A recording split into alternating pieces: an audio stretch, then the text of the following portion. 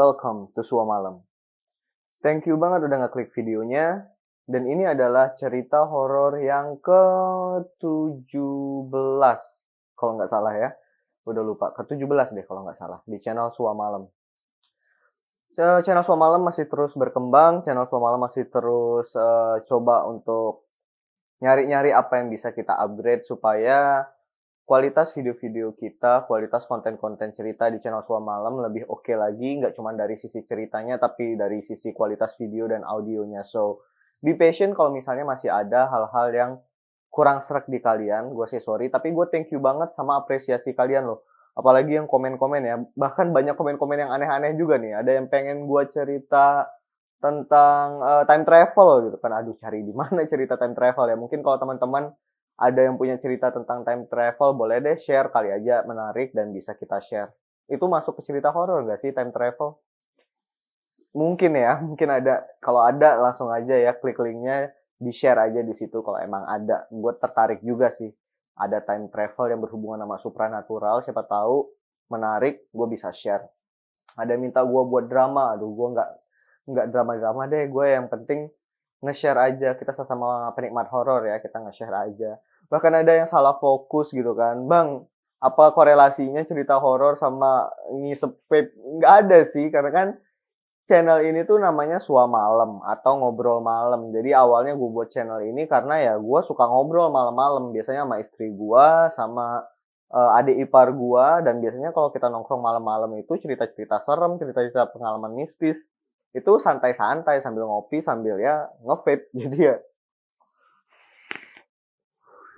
biar biar gue cerita ke kalian lebih berasa santai aja, berasa kayak temen aja gitu. Nggak ada yang spesial kok. Nggak konsep ini, itu emang gue suka nge-vape aja. Anyway, ini cerita ke-17 ya. Gue say sorry banget. 1 minggu kemarin gue absen karena ya biasa akhir tahun. Jadi di kantor gue lagi banyak banget kerjaannya gitu buat nutupin target ya. Jadi agak terbengkalai sih. Cuman ya gue berusaha sih nge-catch up lagi.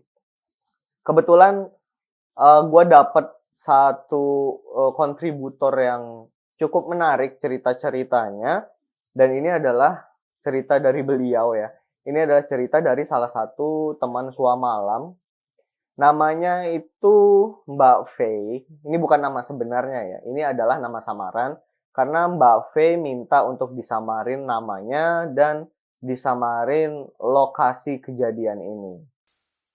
Mbak Faye ini usianya sekitar 29 tahunan ya. Masih muda. Dan Mbak Faye ini berprofesi sebagai seorang DJ, disc jockey. Wah, keren nih. Baru sekali dapat cerita horor, cerita pengalaman mistis dari seorang DJ. Karena kan kalau DJ ya, kalau seenggaknya ya gue nggak tahu sih, tapi seenggaknya kalau dari yang sepengetahuan gue, kehidupannya itu kan ya jedak jeduk gitu kan, kebisingan lah segala macam, keseruan. Hampir nggak kebayang sama gue seorang DJ bisa ngalamin kejadian horor, apalagi kejadiannya itu dekat sama tempat kerjanya gitu kan. Tapi ya itulah yang kejadian di sini.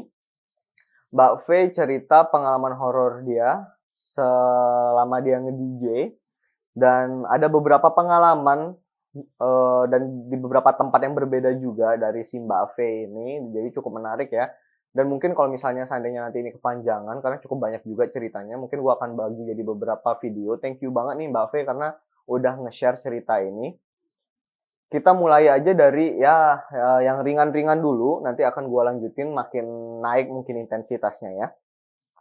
Jadi ini adalah cerita pertama dari Mbak Faye. Mbak Faye itu udah lama nge-DJ ya, udah beberapa tahun lah. Dan cerita ini terjadi di sekitar tahun 2011 atau 2012, hampir 10 tahun yang lalu ya. Nah, kejadiannya ini tuh terjadi di Lombok, di Pulau Lombok, which itu tempat gua dulu tinggal ya. Jadi sebenarnya gua tahu ini lokasi kejadiannya di mana, jadi gua bisa relate. Waktu itu si Mbak Faye ini lagi di kontrak kerja nge-DJ di salah satu klub malam di area Senggigi di Lombok.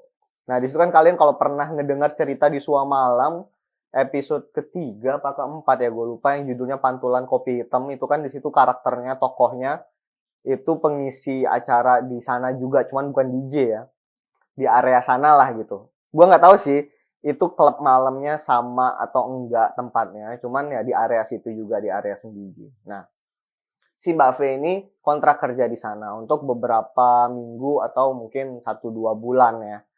Jadi full gitu dia di salah satu klub malam yang kebetulan tahun 2012 itu awal-awal si klub ini buka.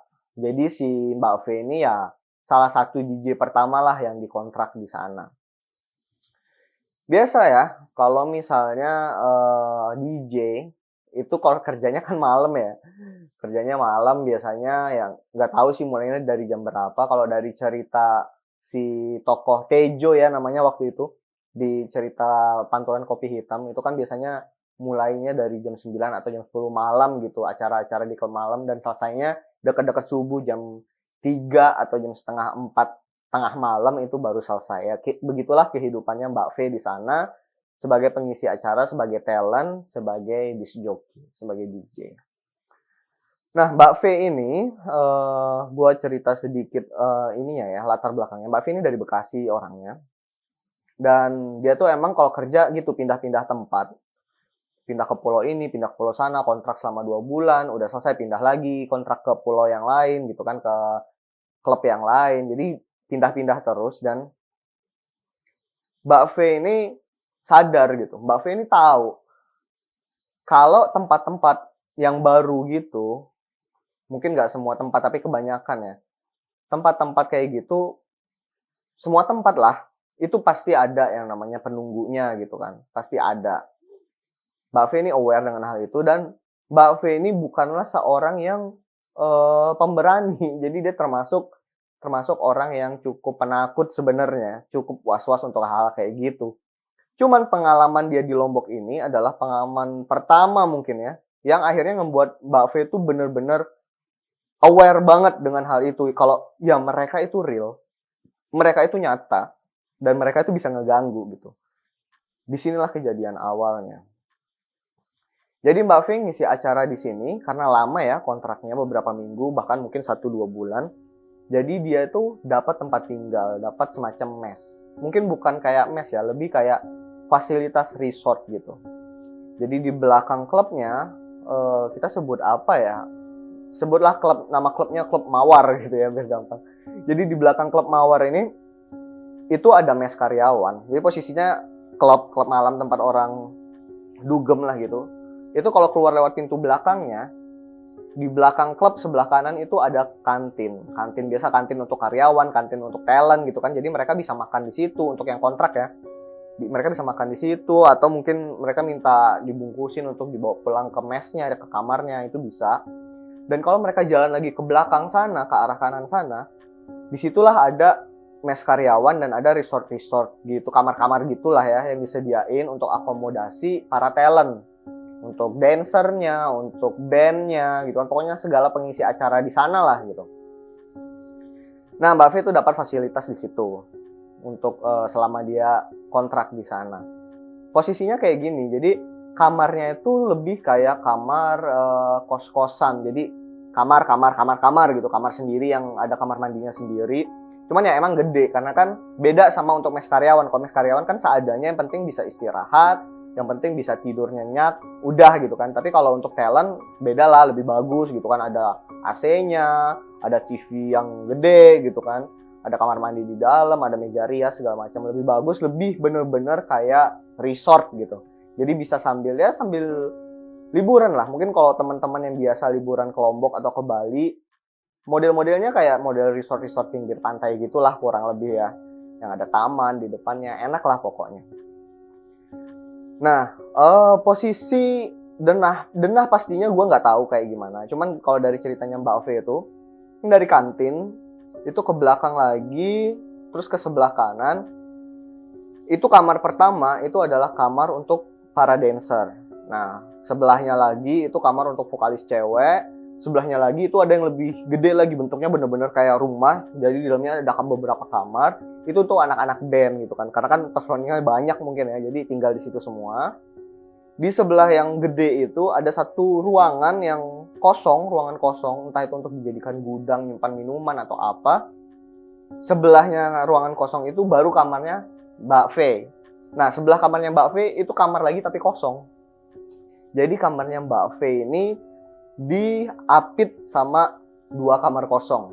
Ya, dari situ aja kita sebenarnya udah bisa ya nebak-nebak gitu. Waduh, ini kalau misalnya malam biar kata di resort gitu kan. Ya bukan resort banget, biar kata di tempat yang rame kalau lagi ada acara, tapi kalau lagi malam sepi, diapit sama 2 kamar kosong, gue sih serem juga ya gitu.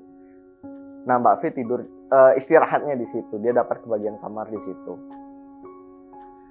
Suatu malam, mulai nih ceritanya. Semuk dulu bersantai. Oke. Jadi suatu malam, si Mbak V ini udah selesai ngisi acara ya. Jadi udah selesai ngisi acara mungkin sekitar jam 2 atau jam 3 malam. Balik ke kamar, istirahat. Sebelum tidur ya istirahat. Biasa dia kalau istirahat ya balik dari kerja gitu kan bersih-bersih dulu, ganti baju, sempat mandi juga gitu kan, udah makan. Ngambil makan di kantin tadi gitu, di belakang klub itu yang kantin di belakang sebelah kanan ya, dia ngambil makan di situ, dibawa pulang ke kamar, udah selesai makan juga. Nggak bisa langsung tidur kan biasanya, karena ya nggak tahu masih hype aja gitu, energinya masih belum habis gitu kan. Jadi dia ngelakuin apalah yang bisa dilakuin, beres-beres kamar dikit, sampai akhirnya ya seperti kita kebanyakan, sebelum tidur kita main-main HP dulu gitu kan. Dia tiduran di kasurnya dia, main-main HP. Kasurnya itu kasur spring bed ya. Tapi bukan spring bed yang pakai dipan terus elevated dari lantai gitu, yang ada jarak ke lantai gitu, enggak, bukan. Ini model-model apa ya, dulu gue sempat punya juga sih kasur kayak gini. Jadi kayak ada kasur spring bed yang 2 susun gitu. Jadi di bawahnya itu kasur, tapi yang atasnya itu keras gitu, yang nggak bisa ditidurin. Terus disusun lagi sama kasur lagi gitu. Jadi 2 kasur spring bed gitu, nggak ada kolongnya, nggak pakai dipan ya. Nah, model kasurnya kayak gitu, dan kasurnya tuh mepet ke salah satu sisi tembok kamar. Nah, Mbak V akhirnya main-main HP di situ, udah mau siap-siap untuk tidur ya, istirahat, capek kan. Udah mau siap-siap untuk tidur, dia matiin lampu, udah gelap-gelapan di situ. Main HP sampai kecapean, ya udahlah, dia mutusin buat baring-baring, siap-siap untuk tidur. Nah, posisi tidurnya Mbak V itu di kasur paling pinggir, jadi mepet ke tembok gitu. Posisinya mepet ke tembok.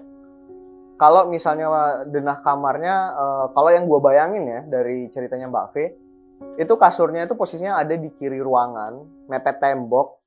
Di sebelah kanannya itu pintu masuknya gitu. Di depannya dia ini ya biasa ya, ada TV gede gitu, masih TV tabung zaman itu tapi udah gede, mungkin 29-30 inch gitu di atas rak. Terus di sebelah kirinya itu ada pintu untuk ke kamar mandi, sama ada meja rias gitulah, atau wastafel ya, ada wastafel, ada kaca gede. Denahnya kayak gitu, ya standar denah hotel atau resort lah ya. Dia tidur mepet sama tembok, agak madep ke kiri, jadi agak ngebelakangin sisi ruangan yang lainnya. Dia lagi tidur, nggak ada angin, nggak ada hujan, nggak ada apa-apa. Tiba-tiba dia ngedengar ada suara benda jatuh, buk gitu, dari arah belakangnya dia. Jadi jatuhnya tuh di kasur gitu. Dan dia nggak cuma dengar suaranya doang, dia berasa, karena kan spring bed ya, dia berasa jatuh, tuk gitu. Itu dia sempat mikir gitu, ini yang jatuh apaan ya gitu.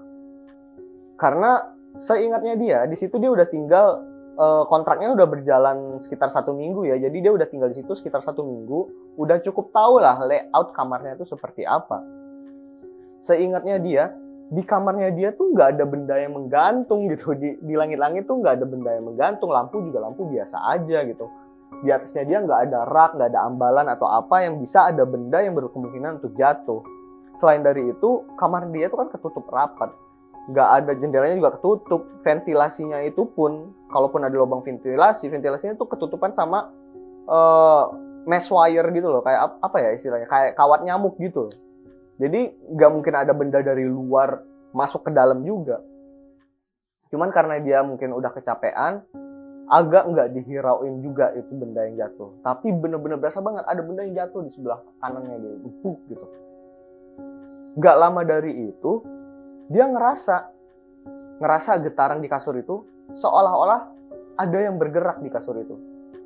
Ada suaranya juga sih gitu. Ada yang bergerak, seolah-olah ada yang jalan. Tuk, tuk, tuk, tuk, tuk, tuk, tuk, tuk. Dan jalannya tuh nggak beraturan. Jalan di atas kasur tuh nggak beraturan ya, nggak dari kiri ke kanan doang atau dari atas ke bawah doang, nggak. Itu kayak muter nggak beraturan di belakangnya dia gitu.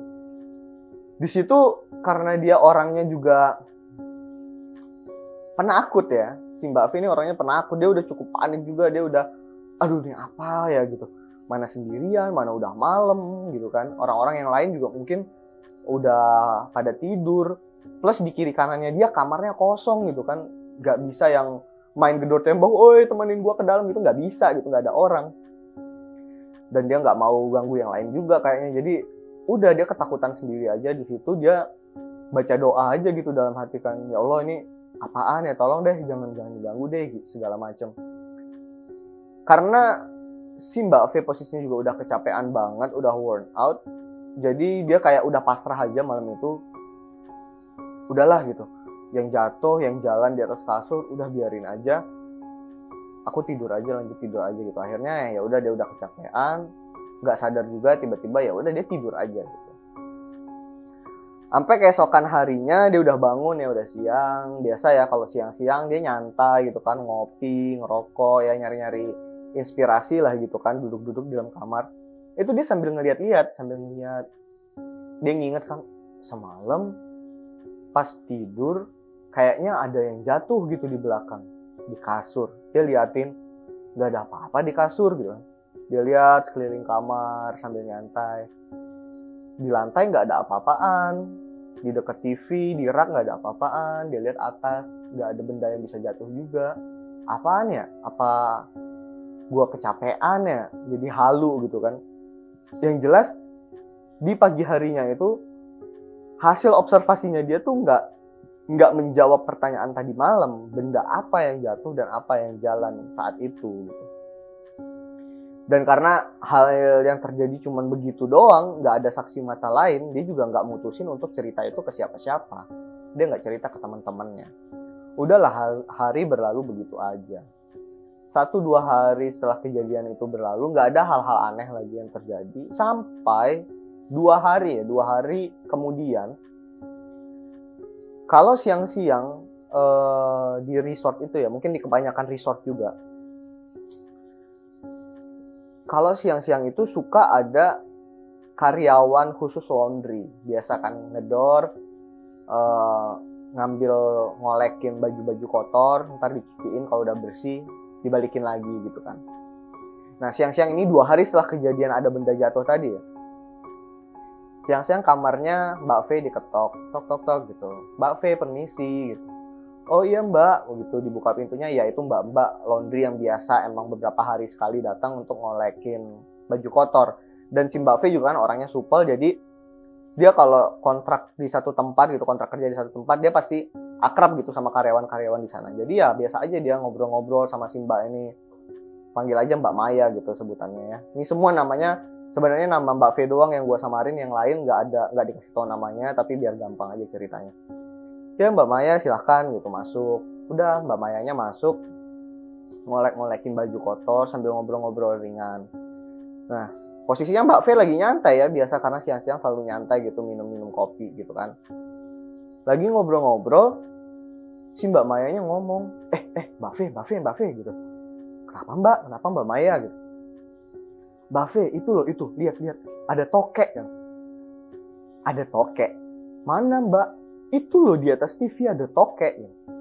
Pas Mbak V ngeliat ke arah yang ditunjuk sama Mbak Maya, ke arah TV.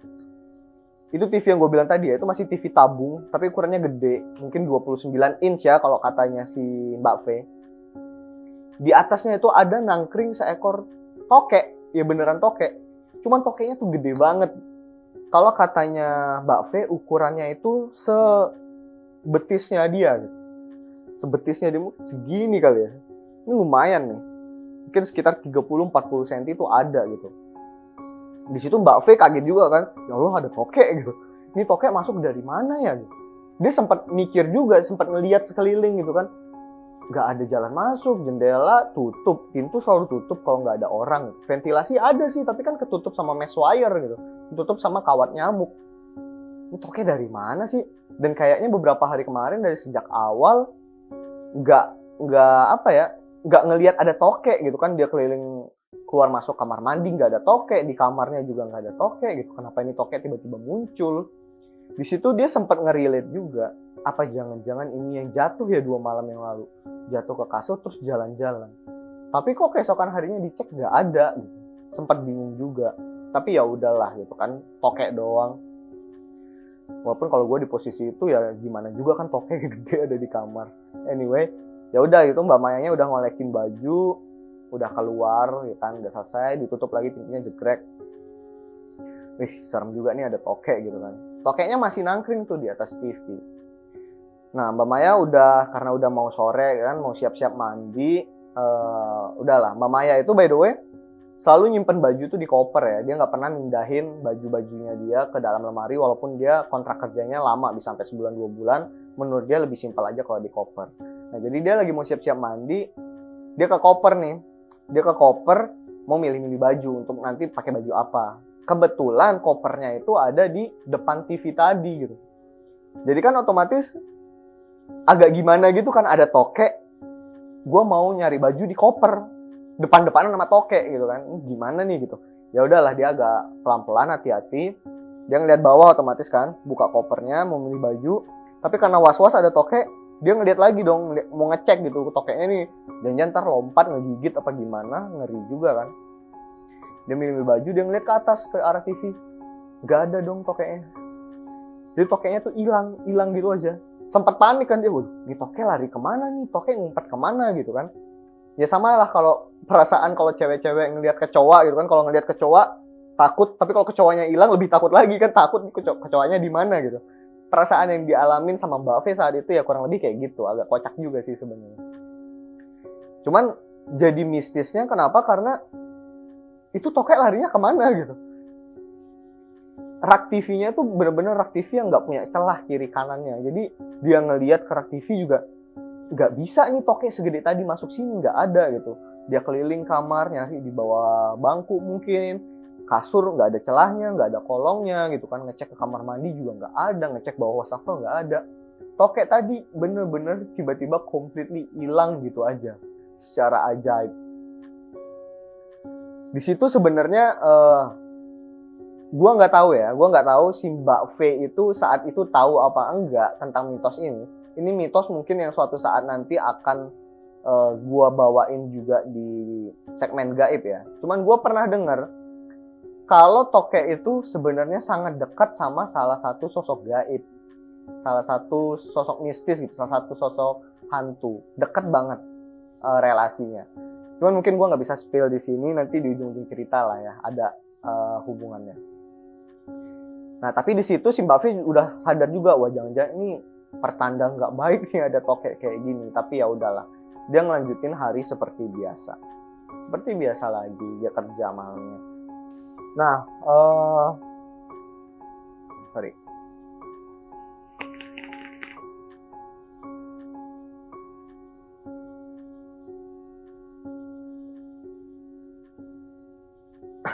Udah hari itu dia ngelanjutin seperti biasa. Keesokan harinya, jadi ini beruntut ceritanya. Keesokan harinya, sama si Mbak V itu lagi santai sendirian di dalam kamar. Dan dia lagi siap-siap mau mandi juga, mau dandan gitu kan. Jadi di samping kamar mandinya, tadi kan gue bilang ada kasur, depannya TV, nah sebelah kiri itu pintu menuju ke kamar mandi. Nah di luar pintu itu ada wastafel sama cermin yang gede banget gitu. Dia biasanya dandannya di situ. Jadi wastafel dan cerminnya tuh bukan di dalam kamar mandi tapi di luarnya, sesaat sebelum masuk. Dia biasanya dandan di situ. Nah kondisi kamarnya seperti biasa, kamar Mbak V itu ketutup. Jadi nggak ada lubang angin gitu kan, cuma ada ventilasi doang di atas yang ketutup sama mesh wire. Nggak ada sumber angin gitu di situ. Sumber angin satu-satunya yang mungkin dari AC, cuman kan ya seberapa kencang sih angin AC. Tapi ada satu hal yang terjadi di situ. Kondisi pintu kamarnya ketutup, pintu kamar mandi juga ketutup. Kondisi pintu kamar mandi juga lampunya lagi mati. Mbak V lagi habis dandan, siap-siap, mungkin bukan dandan ya, masih siap-siap doang. Siap-siap mau mandi seperti biasa, dia ke koper, dia nyari baju lagi. Dia lagi nunduk nyari baju, tiba-tiba pintu kamar mandinya dia kebuka sendiri. Tet gitu. Terus Mbak V langsung, pintu kamar mandi kok kebuka ya? Oh, gue lupa tutup kali tadi gitu kan. Iya, lupa tutup kali tadi, terus kebuka karena angin gitu. Dia sempat mikir logisnya kayak gitu. Dia menuju ke arah kamar mandi, pegang gagang pintunya ditutup, jegrek, krek. Itu dia mulai ngeh juga, ini gagangnya lumayan keras nih dan pintunya juga lumayan kencang juga gitu nariknya. Jadi kayaknya kalau ketiup angin nggak mungkin kedorong deh. Ah ya udahlah, ini udah kencang kan, udah dites, udah kencang gitu. Dia balik lagi ke kopernya dia milih-milih baju lagi gitu kan. Nggak lama kebuka lagi tuh,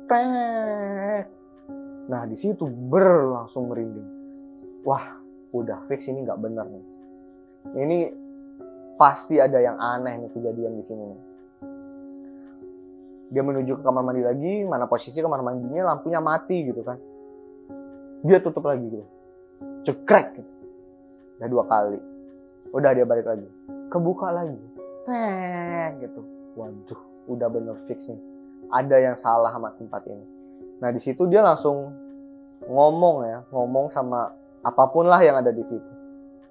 Permisi ya gitu, saya nggak ganggu. Permisi banget nih. Saya minta maaf kalau saya ada salah.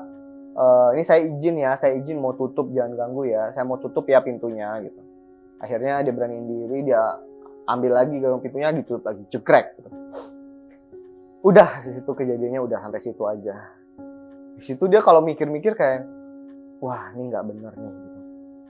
Permasalahannya adalah Mbak V itu seorang DJ yang kerja malam.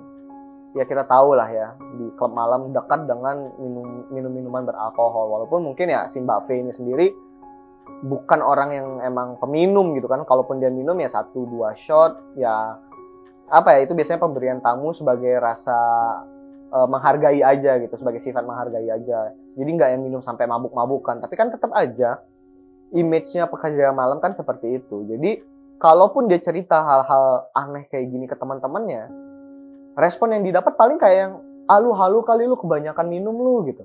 Dia takutnya respon yang didapat seperti itu. Jadi ya dia mutusin untuk nggak cerita-cerita. Akhirnya udah, itu berlalu gitu kan beberapa hari. Kayak yang gue bilang tadi, Mbak V itu kalau dia lagi kontrak kerja dan biasanya pasti selalu dapat tempat tinggal di situ, dia tuh dekat gitu sama pegawai-pegawai sana, entah tukang laundry-nya, entah OB-nya, entah orang kantin. Jadi dekat gitu, dia sering ngobrol, orangnya supel memang. Dan satu hari dia lagi ngobrol-ngobrol sama, gue lupa ya, salah satu karyawan sana, cuman gue lupa persisnya dari cerita Mbak V. Sorry kalau salah ya Mbak V ya. Entah itu OB atau security gitu ya. Dia lagi ngobrol-ngobrol.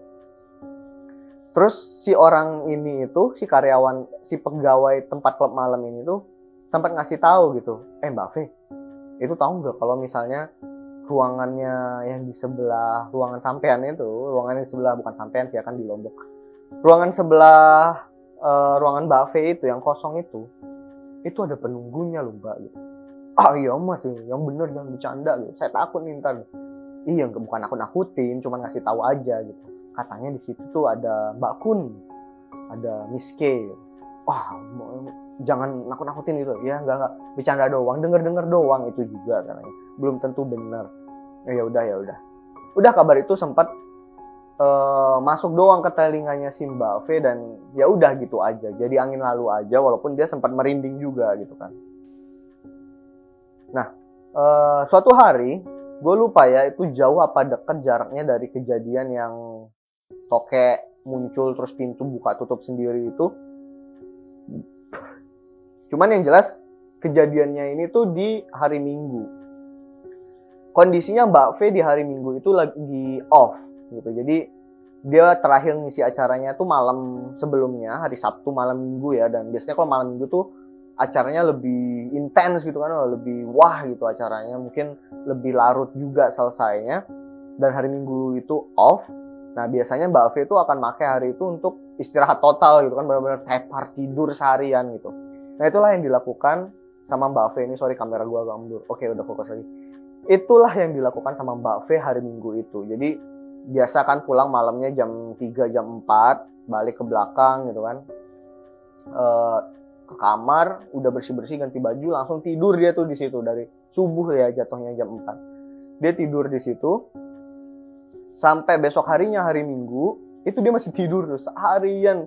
Dia tidur, saking capeknya kayak mungkin kebangun sekali 2 kali ke kamar kecil, balik ke kasur, tidur lagi gitu. Seharian bener-bener istirahat total ya, balikin energi dia. Namanya pekerja malam gitu kan, suka jarang tidur gitu ya. Jadi saat ada kesempatan, ya udah bener-bener dipakai sebaik mungkin untuk tidur gitu. Bangun-bangunnya tuh hari Minggu itu tuh malam, udah hampir tengah malam malah. Dia bangun, dia sempat ngechat teman-temannya gitu kan, dan ternyata teman-temannya tuh lagi pada main keluar semua gitu kan. Dia tuh ditinggalin sendirian karena tidur seharian kali ya. Lagi pada main keluar, main ke kafe, nongkrong di kafe gitu, manfaatin hari libur gitu kan. Wah, Mbak V bangun sendirian, aduh tidur seharian, bangun-bangun lapar gitu kan, belum makan nih dari pagi gitu. Aduh lapar banget. Yaudahlah akhirnya Mbak V mutusin walaupun sendirian ya, kondisinya bener-bener satu deret itu nggak ada orang gitu, dia bener-bener lagi sendirian. Walaupun sendirian, ya udah dia paksain keluar kamar, dia menuju ke kantin yang ada di persis di belakangnya klub malam itu ya. Dia menuju ke kantin, dia minta dibuatin makanan, dibungkusin. Nggak bungkus sih sebenarnya, jadi dibuatin makanan di piring. Mbak V-nya bawa piringnya ke kamar. Gitu. Jalanlah dia, jalan. Kalian masih ingat ya layoutnya? Jadi klub malam, belakangnya kantin. Nah, belakang kantin nih masuk ke belakang lagi ke arah kanan sana. Itu sebenarnya masih ngelewatin satu gerbang lagi untuk masuk ke area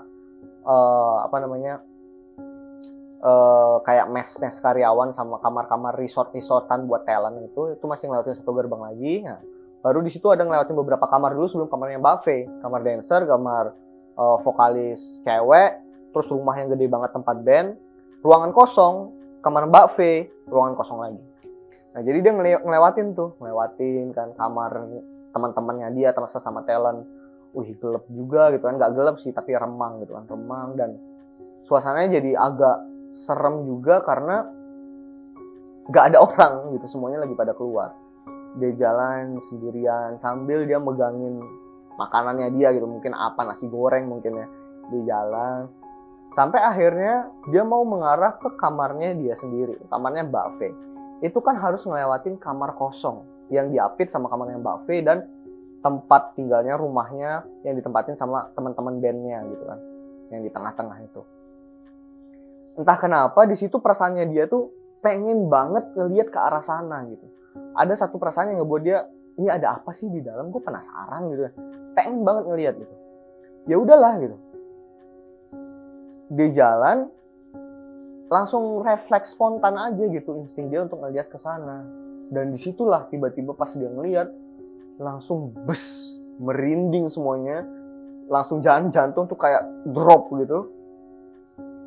Dia ngelihat dari dalam ruangan sana, walaupun ruangan itu gelap ya, jadi hitam karena kan nggak ada lampunya. Cuman kan di sekitar situ masih ada cahaya gitu kan, dari teras segala macam itu masih ada cahaya, jadi masih kelihatan di dalam.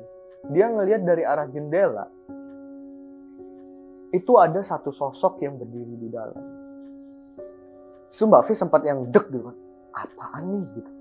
Dia sempat merhatiin, coba ditegesin gitu sama dia, ini apaan ya Allah, ini apaan nih.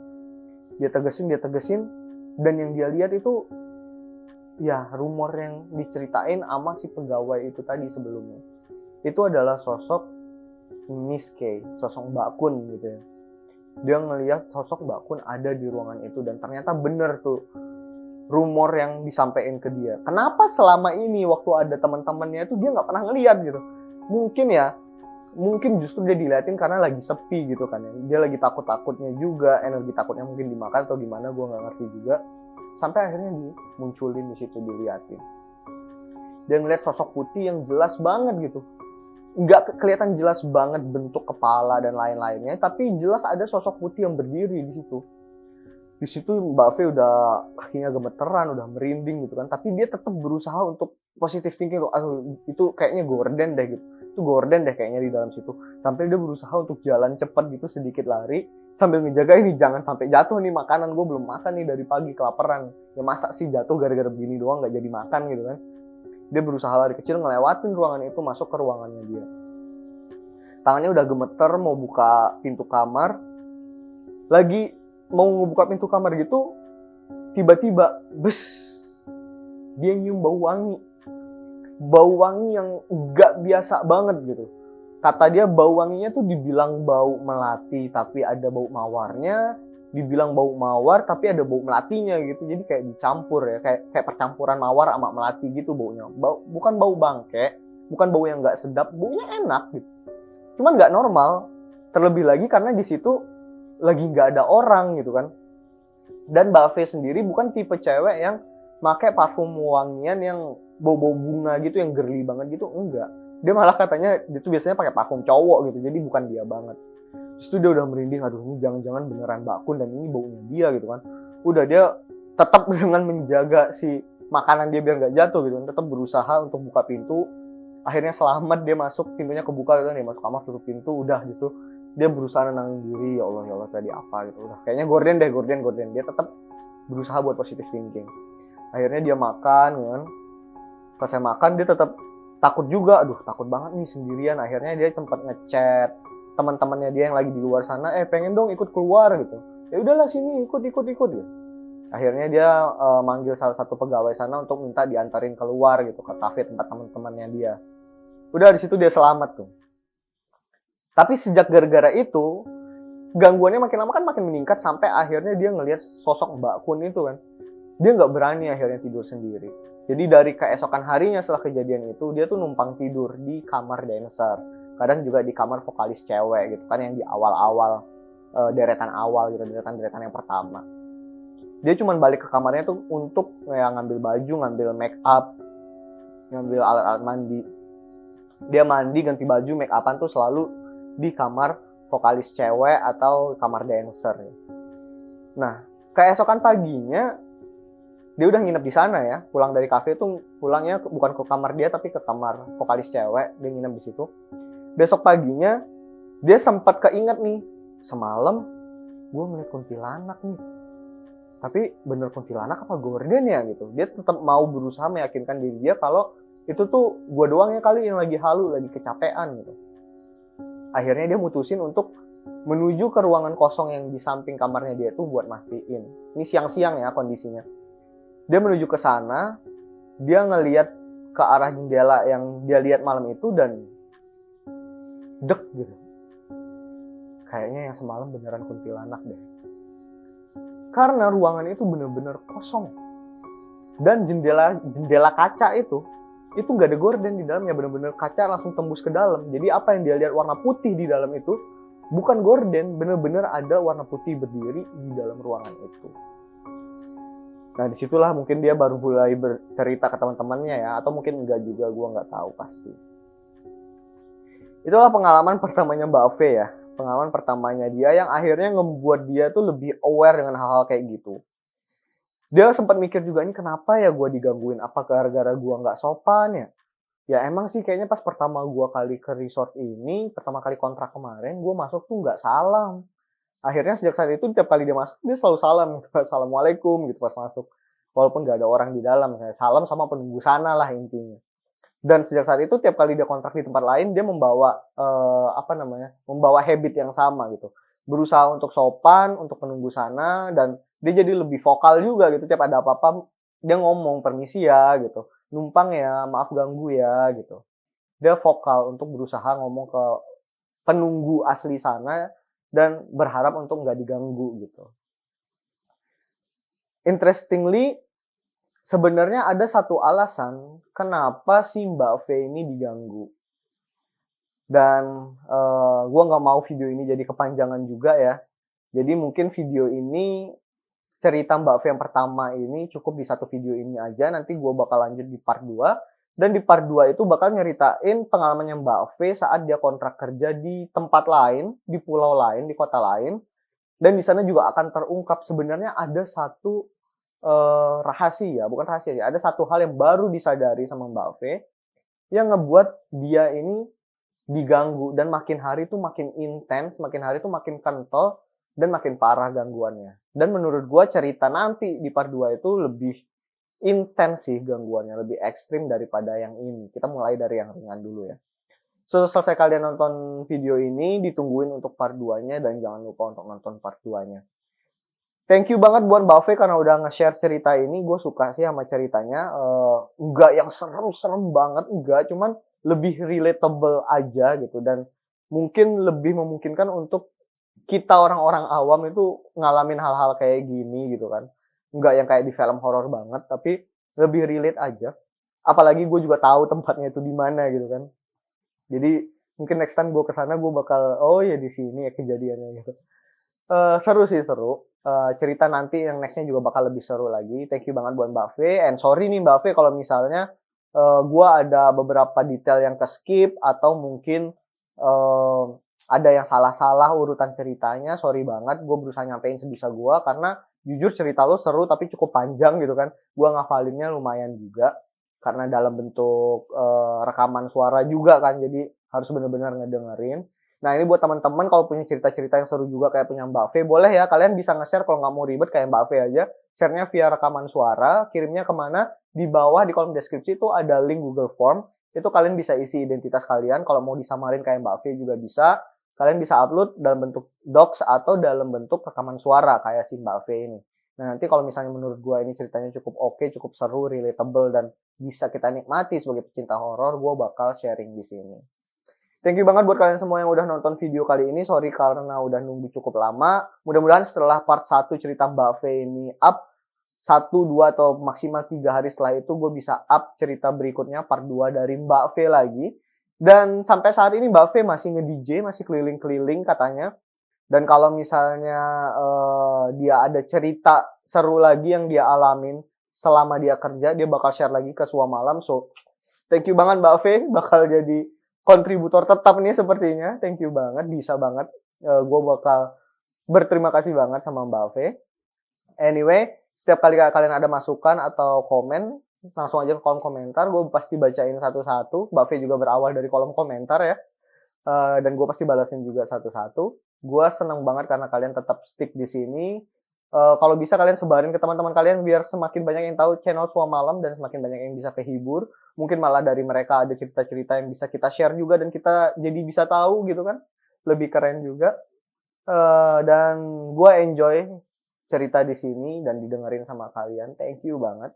Harapannya semoga Sua Malam makin gede lagi dan bisa nyeritain cerita-cerita yang lebih seru lagi pastinya. So I think that's it for now, and see you in the next story.